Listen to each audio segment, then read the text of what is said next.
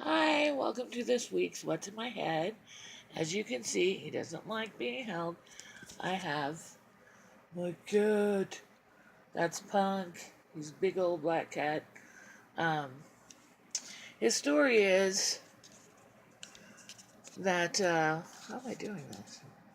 Oh, I still have a shadow though. I don't know what that's about. Oh, it's the camera. Okay, his story is I've had him for 6 years now. I've had him since he was about 4 weeks old. What happened is I was living in Reno at the time, and I was volunteering at the shelter there, the closest one to where I lived, and it was it was near the end of the day, and me and my manager Angela were, getting cleaned up and stuff, and getting the animals set for the night, and uh, just doing the end of the day stuff. And our animal control officer ran in, and he had a towel. It had a little bit of blood on it, had some blood on it, and you hear, baby kitties crying and everything. And he's like, "You guys won't believe this." And he put the towel down, and in the towel were five little tiny, tiny kittens, obviously not weaned yet. They had some blood on them, and they were, oh my God, they were crying and crying. And there were two little black ones, and there was three little calico ones. And we're like, "What happened?" And he said, "Well, I was driving back the end of my shift the way I usually do, the way, the direction I usually go, the roads I usually take. And I kind of glanced over the side of the road, and there were a bunch of little kittens running around, and then the cat, the mother cat. But the mother cat was, bloody, and it's like he goes, I didn't realize how messed up this was until I got out of the truck and went over there, and the mother had, probably been hit by a car. The way he described it, and I'm not going to because it was horrible. And he said that these kittens had been, a couple of them had been trying to nurse off of her, and she was obviously deceased. So he had her. I won't tell you what he did with her either because. But he brought the kittens back, and all five of them were the ones that he found. There was only five when he was there, and they were all alive, and they were just the cutest things. And we were getting ready to go into October,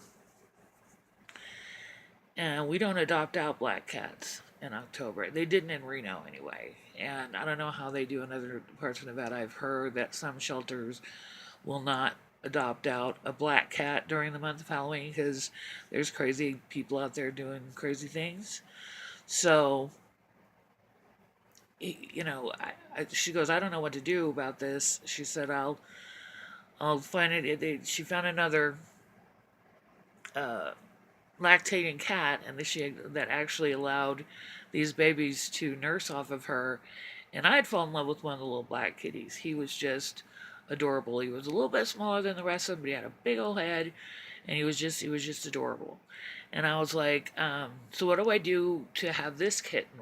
I said, "I can take him home and foster him until until he's old enough to be adopted or whatever." And she goes, "I'll tell you what." She says, "I know you wanted a kitten. Why don't you go ahead and take him home?"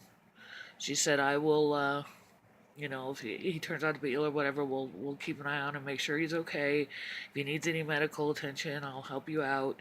But go ahead and take him home." And she gave me some formula and stuff like that, and I took him home. Like I said, his little tiny head, or his little tiny body and his great big head made him an unusual looking kitten. So I named him Pumpkinhead because he had a great big old head. And I said he was my Halloween kitty, even though he was born in September, we believe. Um, I still called him my Halloween kitty because I love Halloween, and he was pure black, and he has beautiful golden eyes, which you saw, I'm sure, when I was holding him up. But he and I have just clicked right away. I mean, he doesn't even like anybody else, and it's not because he's a cat. It's because I don't have a lot of people coming over to my house. I don't have a lot of socialization, so neither does he. It wasn't done on purpose. That's just how the way turns out. It turned out. Um, so he doesn't like a lot of people. He has literally, and I'm not figuratively, but literally saved my life twice. And he's just very, when dogs and cats, when you get upset, everybody's like, well, the cat doesn't care, and the dog, gets cuddles you and comforts you or whatever. It's strangely enough, it's different with my dog and cat. My dog is like, whatever. I'm sorry, I'll come and lay by you, but. And she sighs a lot like she wants to get up. But my cat will come over, he'll put his head on my face, he'll kiss my hands, and then he ends up crawling up until his paws and his head are on my chest, and he'll lay there and just purr and purr and purr, and I'll just hold him and cry or whatever it is I need to do. So he's actually my comfort animal. And I love them. Don't get me wrong. I love both my animals to pieces. I don't know what I would do without either one of them. They're amazing. I'm so glad I have them. And on a side note, there's no rants, obviously, but on side notes, this is a very special day today. It's the year anniversary of me being able to spend time with an incredible family. Thank you, Van and Vicky and Alex, for being so awesome. And I miss you guys. I want to do it again. So I'm gonna, I don't know. I'll figure something out. But I really miss you, and I really appreciate everything you did for me last year. I'm sorry I was so emotional. That's just how I am.